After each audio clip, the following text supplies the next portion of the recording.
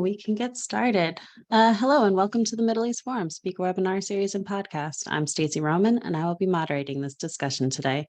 We are pleased to have Irina Tsukerman, a New York-based lawyer and analyst focusing on information warfare in the Middle East and Russia, join us to discuss the evolving Tehran-Moscow axis. Ms. Zuckerman will speak for 15 minutes and open it up for questions. Should you wish to ask a question, please use the Q&A box located at the bottom of your screen to type your question. And with that, I will turn the discussion over to Ms. Irina Tsukerman. Good afternoon. Thank you so much for hosting me here. The issue of evolving relations between Iran and Russia have received a great deal more attention in recent weeks after the announcement of a sale of drones by Iran to Russia. Nevertheless, it's important to understand and remember the context of this development. Iran and Russia have historically enjoyed a very complicated relationship.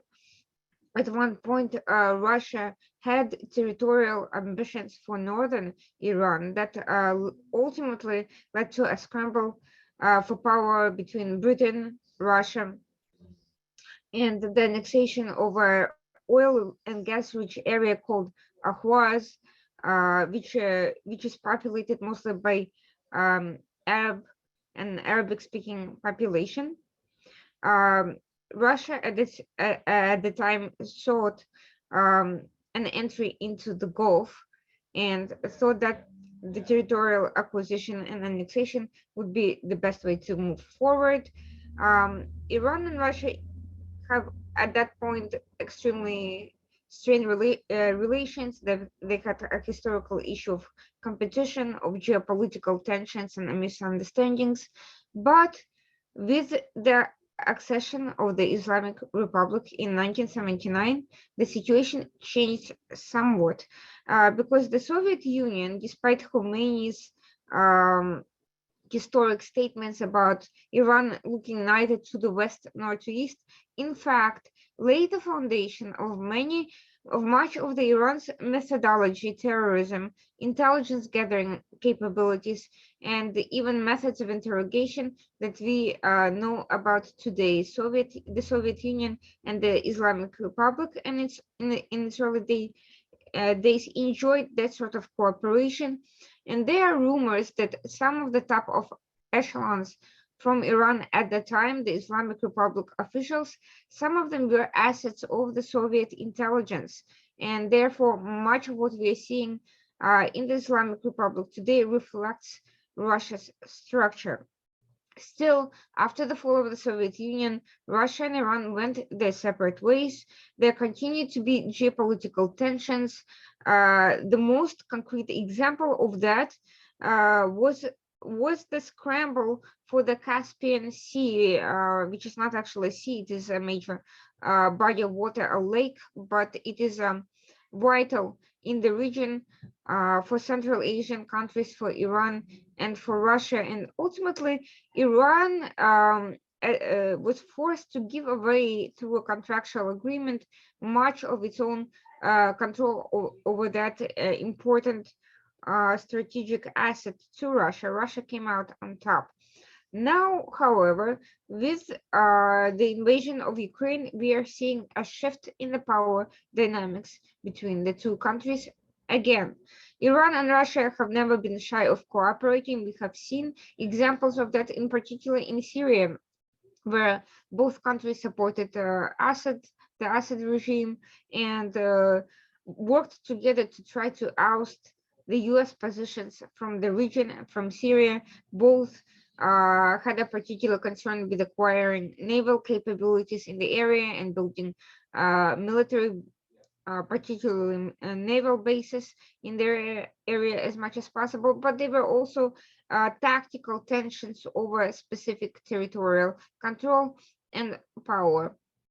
There was this idea also that Russia had somehow power over Iran in Syria, that Russia was preventing Iran from moving forward. Israel at one point claimed that Russia stood in the way of Iran's more aggressive actions against Israel and had allowed Israel to conduct operations in that area that targeted Iranian infrastructure and allowed Israel to defend itself from growing Iranian aggression of its military and proxy presence in Syria. The reality is more complicated than that. Iranian cooperation with the Russian forces is much closer on some levels than many may think. At the same time, the Ukrainian war has weakened Russian presence in Syria significantly. Russia never really had the power to fully stop Iran. And if you look at the operations that were performed by Israel and its allies in attacking Iranian infrastructure in Syria, you will see that Russia and Iran had carefully coordinated the security presence in a way that actually minimized damage for the Iranian forces. Yes, a lot of infrastructure was destroyed, but a lot of it was empty, and one wonders whether the whole thing was not, in fact, a sham to create a security theater visibility that worked for all involved, but quietly advanced the joint goals of both countries to embed their presence in a strategically important area. It's also important to note that Iranian cooperation on defense with Iran did not begin with the Ukraine war.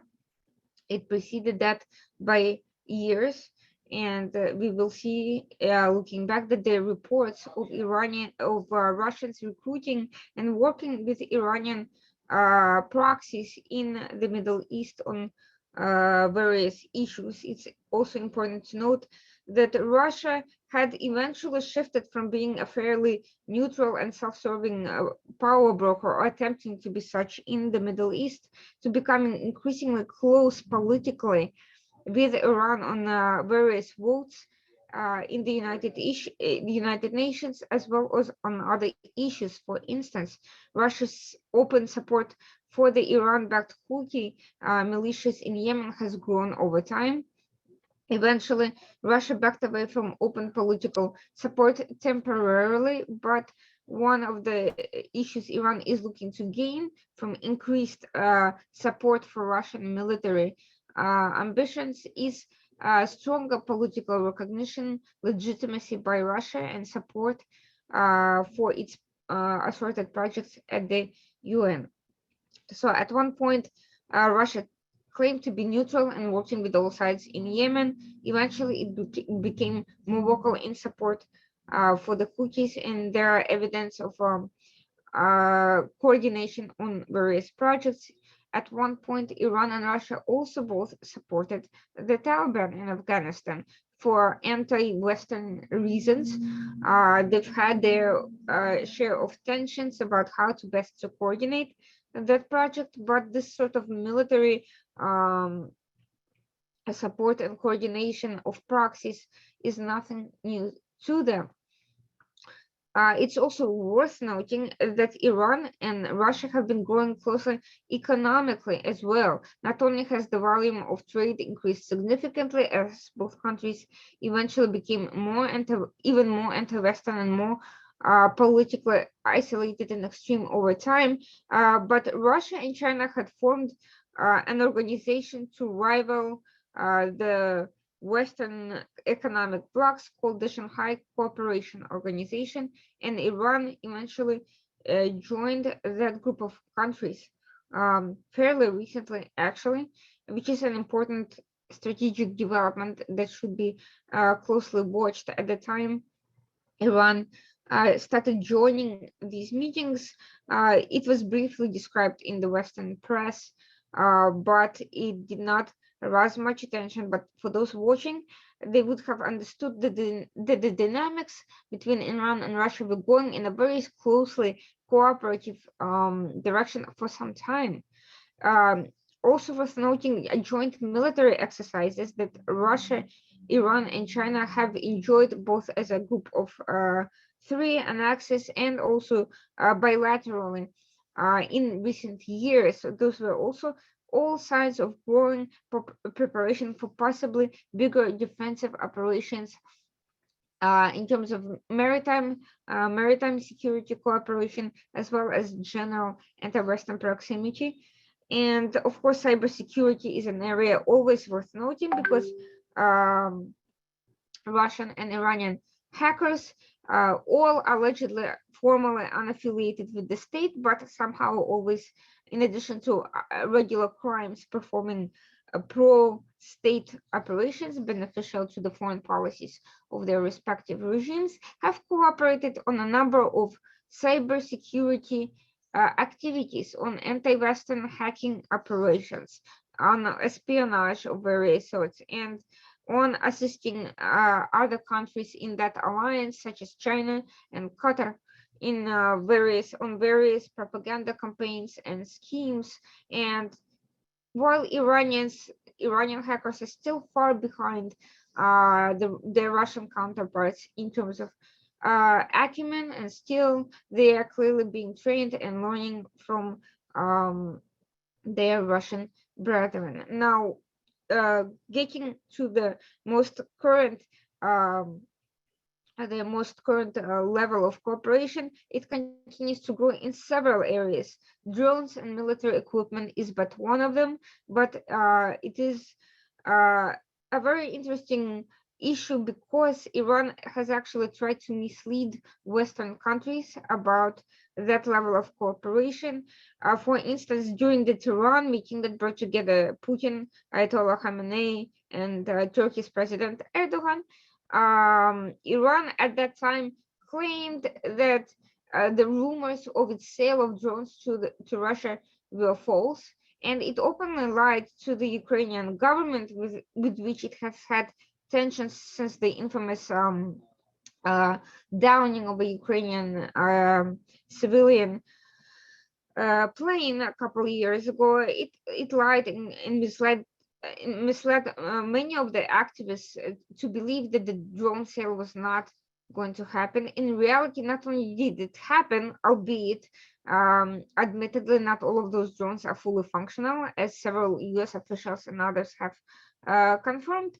But there appears to be a growing interest in sale of additional weapons, such as missiles, which Iran produces, and Iran may also be delivering Chinese-made drones to Russia as well.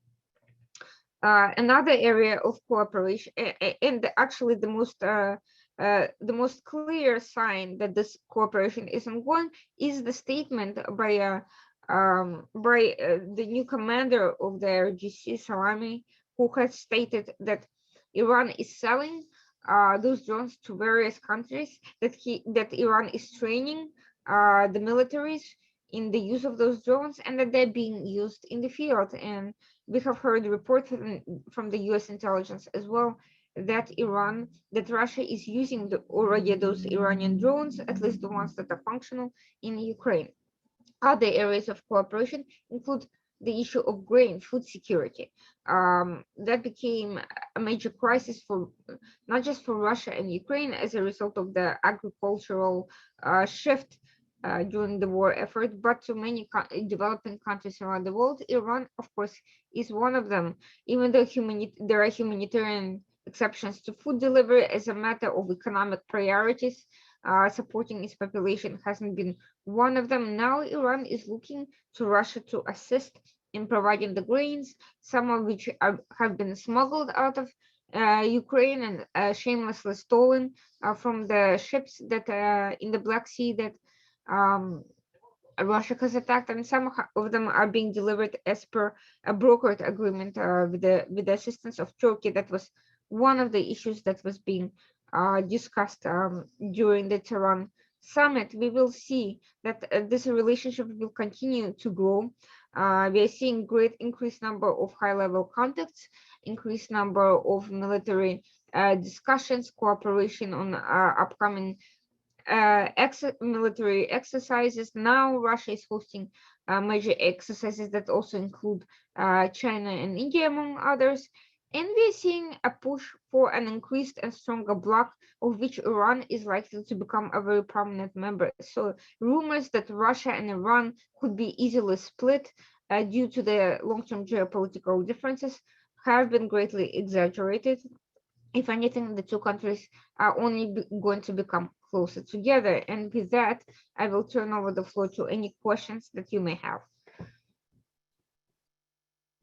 All right, thank you so much. And as a reminder to our viewers, please use the Q&A box located at the bottom of your screen to type your question.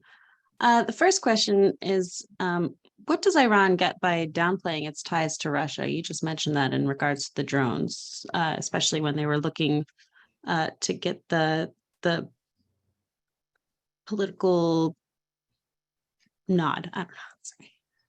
We should keep the context in mind. The context, of course, is the Iranian ongoing negotiations with the EU and the United States over the nuclear deal. Now, Russia has actually been the greatest beneficiary of those of that deal. They've made the demands for lifting of the sanctions. In exchange for the brokering of these agreements on behalf of the United States.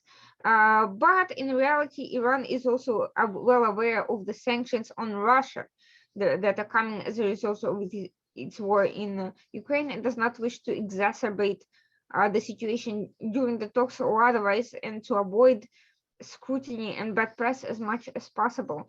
It also wants to enjoy some level of continuous cooperation with Ukraine, despite bad air between the two countries, and deceiving them as much as possible about the use of its own weapons is also a good way to make sure that those weapons are being successfully used, as opposed to being intercepted en route or identified and linked to Iran's criminal actions. Absolutely, thank you. And would you say that this is a mutually beneficial relationship, cooperation, or is one side more dominant in the power? I would say that initially Russia tended to be the more dominant side. Ironically, its intelligence methods are somewhat more sophisticated, even though Iran's intelligence, particularly RGC, has always been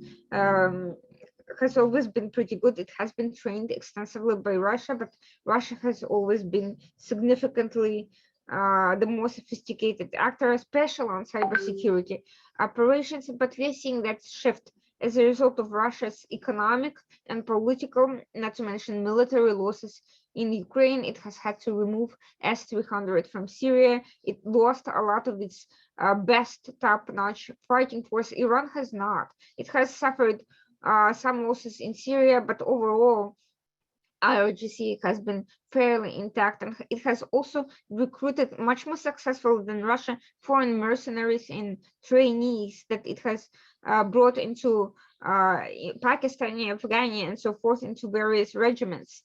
Russia's attempt to recruit Iranian forces to Ukraine and elsewhere have so far not been particularly successful. So Iran is actually it may become a more dominant partner in this relationship in the coming years as a result of the Ukraine conflict. Thank you. And you did mention that Russia sort of wanted Iran to pull back a bit in regards to Israel. If Iran were to get the nuclear capabilities and Israel went to war with them, what do you think would happen in regards to Russia and Iran? Well, let's just be clear that Russia's coordination with Iran on that issue was entirely self-serving. It benefited Russia to maintain good relations with Israel because it viewed Israel as an important potential proxy in the region. Due to a high level of Russian-speaking population, due to oligarchs doing business, they didn't want Israel to become completely anti-Russian, and they were correct in their calculation because Israel could have been a much more aggressive counter to Russia over the Ukraine issue. It wasn't precisely because, first of all, because of the financial issue and the optics of Syria that many have come to believe was much more crucial than it really was. Now, with respect to the nuclear issue, we have seen what happened with Russia and nuclear weapons. They became an argument for NATO not to directly intervene in Ukraine, despite potentially that could have possibly stopped Russia much more early and minimized many of the humanitarian losses, civilian casualties, and damage that we have seen precisely due to the somewhat hyped up fear of the use of tactical nuclear weapons. With Iran doing the same, we can expect much of the same. Iran has already been actually much more involved and aggressive than Russia around the region in particular. Russia has meddled with separatist groups and occupied portions of several states, but Iran has largely co-opted completely several states in the Middle East. We can only expect much more of that, and we can expect much more aggressive behavior in general if there's concern about the use of nuclear weapons. Thank you so much for that. Murray Feldman asks, how soon do you think Iran will play China against Russia? I don't think it will. I think all three countries are at advantage, and China actually, out of the three, now that we're talking about the trilateral relationship, China is the most senior member in this relationship. It has the biggest economy, the greatest reach. Iran needs it as an economic partner to sell off its oil, at least until the West decides what it wants to do in terms of those oil sales. China is Iran's top oil trading partner, and it rents some of the oil properties in Ahvaz that Iran, again, are central to Iran's economic needs, and it also provides Iran with surveillance technology that it needs for both internal and external needs in the region. China is indispensable to Iran. Russia is annoying, but with Iran being in a more dominant position, it doesn't need to play Russia off against China. It can benefit from Russia directly because now Russia is forced to rely on Iran more in terms of weapon sales and support and sanctions circumvention. One of the issues is energy. Russia is looking to Iran pipelines for circumventing oil sanctions, and it has formalized Gazprom has formalized an agreement with Iran to proceed with gas projects, which are much more critical to the energy crisis in Europe than oil. Gas is what is badly needed, and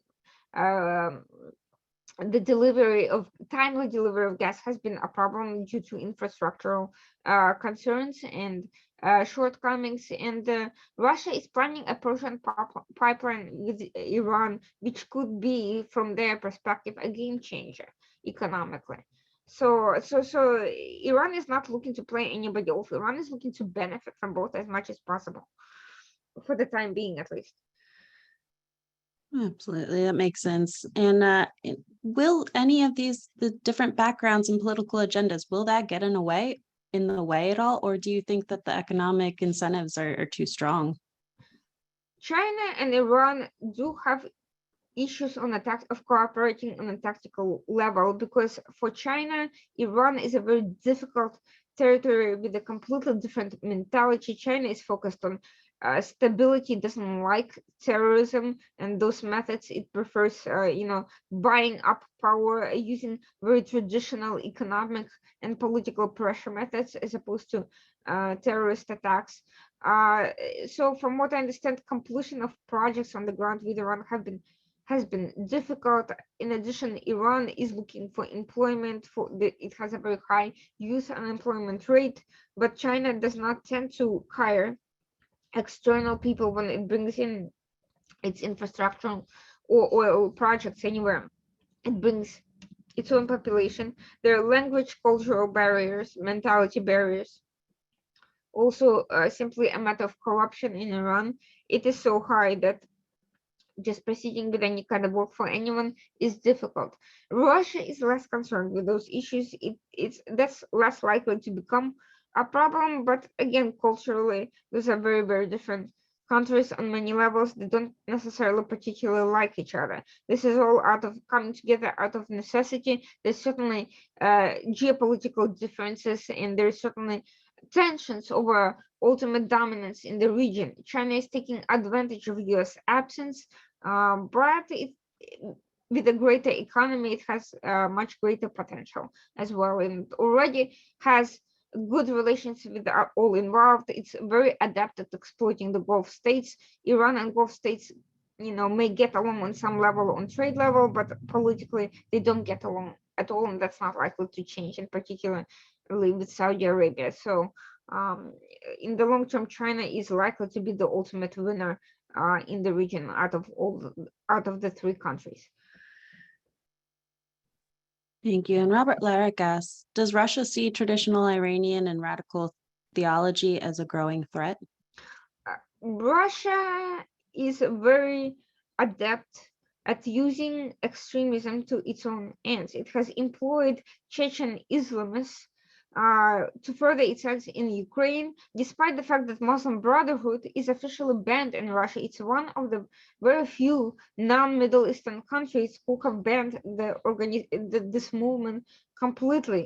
Iranian extremism is not something that Russia is looking to import internally, but I believe there is a sort of agreement for the time being and an understanding between Russia and Iran where to draw the lines in the exploitation of each other's state ideologies and dogmas, and where to cooperate in terms of using them to against the West. And Russia is very clear that it does not wish to interfere in Iranians' own projects that don't concern its own ambitions. Unlike China, Russia doesn't need to pretend to be the great stabilizer in the Middle East. It just wants what it wants and where it wants it, and it doesn't care that Iran is exporting extremism abroad. In fact, from the point of weakening the West, where Iran is importing its propaganda and ideology to Western countries, it suits Russia's needs perfectly fine and probably supports all these active measures and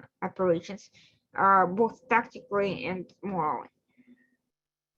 Absolutely. And pretty much what does this cooperation mean for these Western countries, and how can it be countered? I think the West has made a major strategic mistake on trying to deal with all those countries separately and independently. Whereas they're part of a bloc, the US intelligence services have this entire focus on China, but it should not be viewed as quote unquote China alone, even though China separately certainly deserves level of scrutiny, understanding that we do not currently possess, though we should. But we should also understand that China is cooperating with friendly services, with its allies, and there is a degree of energy exchanges, intelligence sharing, cybersecurity cooperation that needs to be seen as part of a evolving, shifting dynamic. And essentially, the West needs to become much more fluid and much more able to keep up with the evolving nature of these alliances. The fact that today China is going to be the one calling shots, tomorrow Iran and Russia may kind of start being more aggressive and out there, depending on the individual interests or circumstances. The West is not able to shift well in response to these dynamics. They're still very much mired in Cold War mentality of seeing each state as an independent actor that's only responsive to Western agendas rather than its own also internal needs and interactions. That is a fascinating point, the separate countries versus the bloc. But like, what exactly could we do to address this alliance, this bloc that you're speaking of? Is there any sanctions against multiple countries we could? Sanctions are a foreign policy tool. They're not a punishment, and they're certainly not a panacea from all ills. The response needs to be holistic, multilateral. We first need to address above all our own vulnerabilities that are making us vulnerable to intelligence operations, to active measures, to aggression and political manipulation. That is actually a far greater threat than any military activity by any of those countries, which, as we have seen from Russia, are ultimately weak. And as non-democracies, they're poorly responsive to major shifts. The West has been able to come together successfully when needed, when they want to. It's only internal corruption and internal political issues that become an obstacle for successful Western cooperation, as we have seen with the Germany and some of the other countries, vis-a-vis either Russia or Iran, or for that matter, China. So authoritarian regimes highly bureaucratic. They're not responsive. They're dependent on West to steal their ideas and technology. They're not particularly good at developing their own innovative approaches. They have less scrutiny. That's where their strength lies. But this is not anything that US or any of the other countries with their own intelligence apparatus cannot develop. We've been there before. But sanctions are certainly not the only matter. You need covert action, you need covert measures, you need ideological warfare, you need the ability to win hearts and minds of local populations, to recruit, to play internal factions against one another internally without being impacted and falling for your own Kool-Aid, such as the belief in the mythical reformers in Iran. That's not real. The differences inside the apparatus are real and should be understood and exploited. But how that benefits the West, that's magical thinking right there. So the West needs to be much more responsive to the mentality of its adversaries and not judge everyone by its own cultural and historical and political standards. In that, the approach has to be all-encompassing, it has to be strategic, it has to be evolving. The West needs to understand the objectives. Is the regime change in any of these countries a realistic option for the time being? Probably not. In 30 years, maybe, but then you need to have a 30-year strategy of how you're going to destabilize those regimes, how you're going to prepare political ground for change, how you're going to unite whoever needs to be united and deal with the rest of people who don't want to go along with that plan and who want independence or whatever else. All the, Russia, China, and Iran all have problems with very diverse populations that have been historically and culturally oppressed, with distinct identities that wish to have some sort of autonomy. All of these issues are an issue of psychological warfare, but also an issue of political strategy that has to be taken into account. You can't just keep going and think that the result will be the same. So there has to be a clear understanding of the objective. Regime change versus basic indefinite maintenance, but indefinite maintenance runs the risk of some other actor coming in and interfering without you in the process, without your control. So you need, if you want to exercise greater control, then you have to be in charge of the process and figure out what you want out of it. Containment did not work particularly well with the Soviet Union. It's not going to work well with Russia, China, or Iran. It's not working now. So we have to see how much disruption we can afford with all of those three states without going all the way to the regime change and without developing a strategy that would make regime change possible. And we also have to understand that all three countries will need to be de-radicalized or ideologically reformed if we are ever going to see them as partners and rather than adversaries, because the level of indoctrination in all three has been extreme. All right. Well, thank you so much. We've come to the close of our webinar. Thank you again, Ms. Zuckerman, for joining us today. Thank you so much for the invitation. It was a great opportunity. Appreciate it. Wonderful. Thank you. And for our viewers, please be on the lookout for our weekly webinar offerings email coming out over the weekend. Thank you all for joining us, and I hope you have a wonderful day. Thank you so much.